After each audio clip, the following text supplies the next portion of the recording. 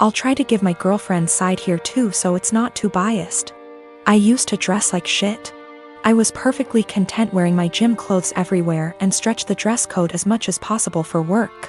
My girlfriend works in the fashion industry, so she helped me buy some clothes that fit me better and looked nicer without being out of my comfort zone, so I was really thankful for that.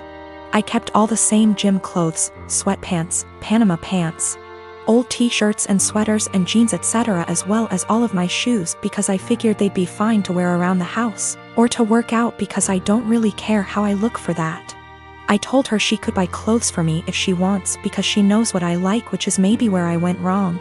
Last week I went on training for work and it was my birthday while I was gone. I got back and my girlfriend had donated all of my old clothes that she hadn't picked out and replaced it with new stuff. I tried to act grateful at first, but honestly I am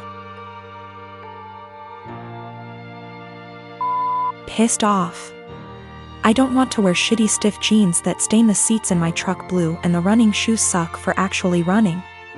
Even the sweatpants are kinda tight, which in my mind defeats the purpose of wearing sweatpants. She got rid of all my old t-shirts that I bought at games and replaced them with plain colors, but now I have barely any t-shirts at all, and she spent a ton of money doing this. I know the jeans alone are over $300 and the shoes probably cost over $2,000. She gets a small discount on this stuff, but still, she probably spent upwards of $5,000 on all the new clothes. I looked up some of the brands and it's all really high-end. I told her I wish she hadn't gotten rid of my old stuff, and she said I would have kept wearing it, so she had to, but offered to go get it back from the thrift store. Well, the thrift store apparently sends their donated clothes away to get wasted, and then they get sent to various locations throughout our city, so basically no one has any idea where my clothes are and they're as good as gone. The reason I'm posting is she's now mad at me for being ungrateful and says I should respect and appreciate her more. But yeah, I'm not really that thankful because she got rid of all my shit. Yesterday I told her not to talk to me until she came home with my bean boots that I've been breaking in for years, which she actually was able to find, but it caused a huge fight. I don't dress like a slob, my clothes don't have holes, I'm not wearing lame graphic tees, and everything I've worn out of the house for the last 3 years, with the exception of going to the gym. Also, I'm not going to break up with her over this. It sucks, but not really breakup worthy. My husband doesn't like to go out much. It's not something that I've ever faulted him for or been mad at him about. We've never gotten in fights about it till now, and it's something he told me up front when we had first gotten in the relationship 4 years ago. I'm never going to be the kind of person that likes to go out a lot. I just want to hang out at home. And I of course said that it was fine because that's not a flaw to me, it's just a character trait. I used to suffer from depression due to a lot of traumas in my life. I found it really hard to go outside at all, and especially alone. I missed out on a lot of experiences because of this. In our first year of dating, he got me to have more confidence in myself, so I stopped hiding. I got a therapist and have been on a wonderful little antidepressant. We got married 1 year later and I'm still happier than I have ever been, and I'm incredibly grateful to have him in my life. That hasn't changed one bit. Now, I know that this isn't what he does. I know that he doesn't stay inside because he's depressed, it's because it's in his nature to be a house cat. And like I said, I'm still fine with that. Lately he's not okay with me doing this, though. If I ask him if he wants to see a movie with me and he said no, or the more common, I don't know, maybe, I'll usually ask him 2 more times, and then if he still says no, or maybe I'll go by myself. It's the same with going out to dinner, taking little classes, etc. We had fun with this at first. I would come home from doing the thing and then I would excitedly tell him what I'd done and the people I'd met. He'd happily listen and hug me and kiss me on the forehead. It was a really beautiful thing. At one point we called it My Little Adventures, and I would take Polaroid pictures and show them to him and then hang them on the kitchen wall. It was a seriously beautiful point in our relationship, and the times that we would go out and take Polaroids together were some of the happiest times in my life. I even made it a point to have us go to things that he liked to do. It was great. It was seriously so great. About 2 years ago I asked him, hey, I've been really passionate about learning a language and eventually going to this language's place of origin. Do you want to study it with me and then go there too? And he said no to the language, but maybe to going with me. Cut to now, and I'm pretty good at this language. I decided about 4 months ago that I am going to this place. I asked he and he would still like to come with me, and he said no and got kind of upset that I had learned this language without him. You're the one that's going to know anything, there's really no point in me going. I was kind of taken aback because during the process he was really supportive. I didn't really push it, but I apologized and went somewhere else to clear my head about things, and we were fine later on that day.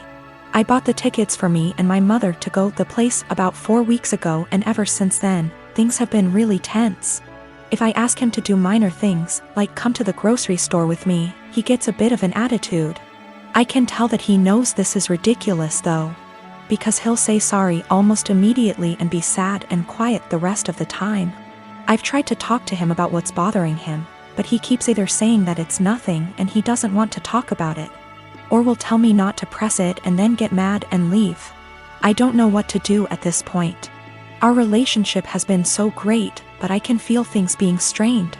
I can feel him kind of slipping away. I don't know what to do. I thought about buying him a ticket to the place anyway and surprising him, because I really would love it if he could go with me, and I know for a fact it's somewhere he's always been interested in. But I also don't want to force him, because I hate forcing people to do things. However, I also don't want to stop having these experiences for myself just because he doesn't want to. I've never faulted him for wanting to be at home, so why is he faulting me for wanting to be outside? I don't know how to talk to him or what to say. If I have to stop doing things, then I guess I will. But I also feel bad for having to stop, but it's not worth getting a divorce over or having things escalate that bad. I just don't know what to do or where to go from here. We had a bit of a long talk. I'm kind of a mix of exhausted, drained, and excited now. He said he feels like he's drowning in my success. I said I would learn a language, and I did it. I said I would lose 180 pounds, and I did it earlier in our relationship and got the skin surgery. I have a pretty stress-free job, and it's getting to him. He's been trying really hard to just be happy, but it's hard. He understands that it's wrong to feel this way, and between feeling guilty about it and feeling this way at all, it's just been taking its toll. He also has a skin condition that makes him feel cautious of going outside, especially in another country. I never thought this would be the problem, because he's always acted as though it's not a bother to him at all and he doesn't care. He's going to keep trying though, and to seek therapy independent of me because he thinks that he also may really be suffering from depression. Now, I have to say that we do have communication problems. Our friendship, 2 years before dating, started off long distance in Antwerp, so we're still kind of better with text talking than out loud speaking. Sometimes we have a hard time saying when things are bothering us out loud, so we'll text it out and then read off of that text because we find it hard to verbalize, and sometimes we just take things harder than we should. We've agreed to go to marriage counseling and we're making an appointment together tomorrow, so there are good things afoot. For more good news, he's agreed to go on vacation with me and my mother. I messed up in this, too. I like to think that hearing maybe or other apathetic answers instead of just yes or no didn't bother me, but it did. And sometimes, as some people pointed out, I would get kind of passive-aggressive about it. I'd ask him simply because it meant that I tried at times. I'm not proud of it, but it happened. I'm going to work on that more in myself as well. I am a 32 years old female, and I was raised Mormon, but I'm not now, nor do I follow any other religion. My mom is still very much in the cult. As such, she has the typical Mormon mindset regarding gender roles and all that bullshit. Granted, I still think she'd be this way without her religion, though maybe not as bad. We get along splendidly, except when the topic of her religion comes up, which doesn't often. She's visiting right now. I don't see her in person much, but she came down for my birthday. It's also important to note that I have 2 sons. My 5-year-old has a mohawk. My 3-year-old has shaggy, shoulder-length hair. He's never had a haircut for a multitude of reasons, none of which would even be asked if he were a girl.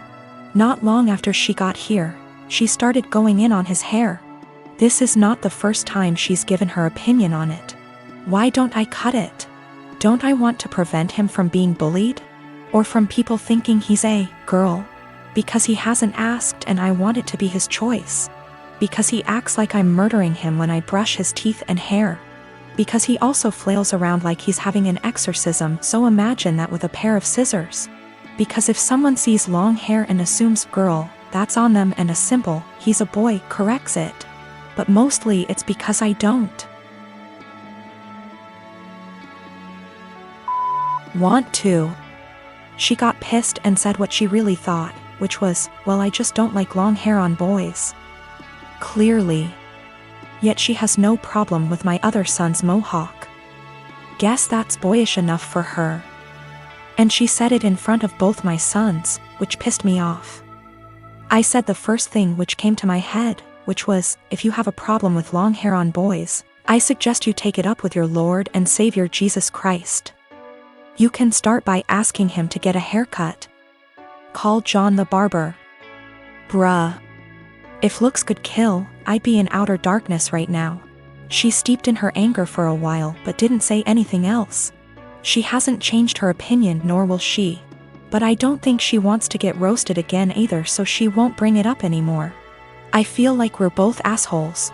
As much as I hate her religion, that was also a low blow, and I have a tendency to speak first, regret later.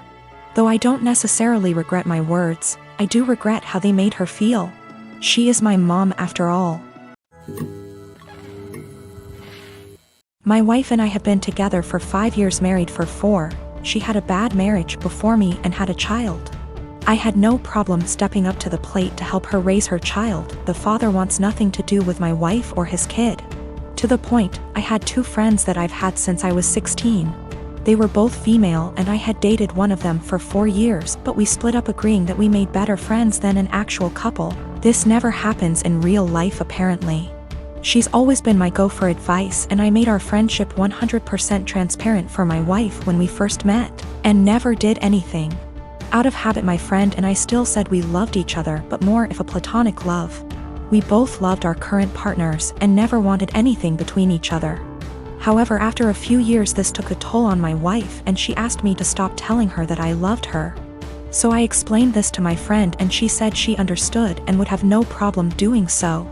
Another month or so I still have 100% transparency with my wife as to make her feel comfortable.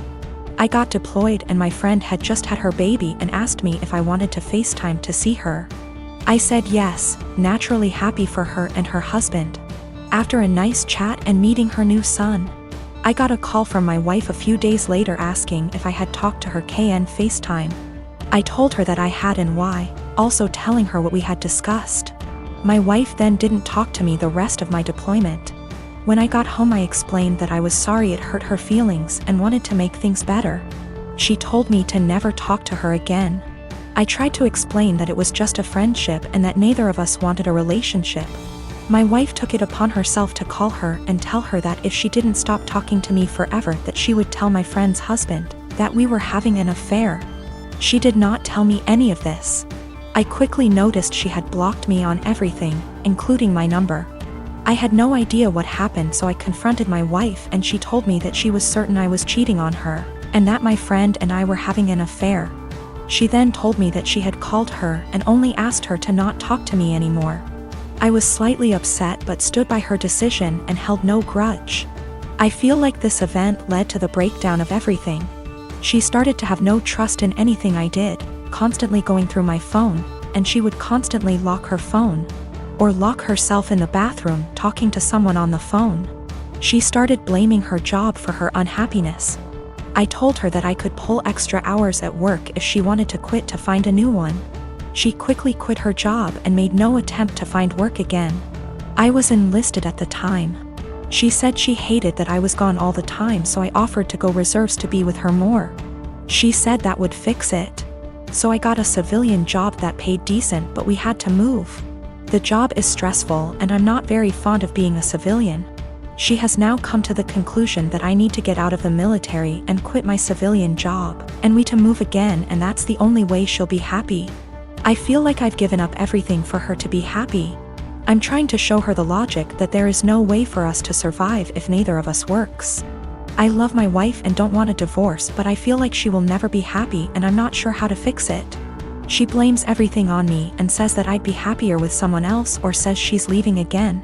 I'm currently deployed again, and the last week I was home she wouldn't talk to me or spend time with me and our daughter. She would lock herself in the bedroom all day. Then at night she would call me names and say I don't care about her and I never spend time with her.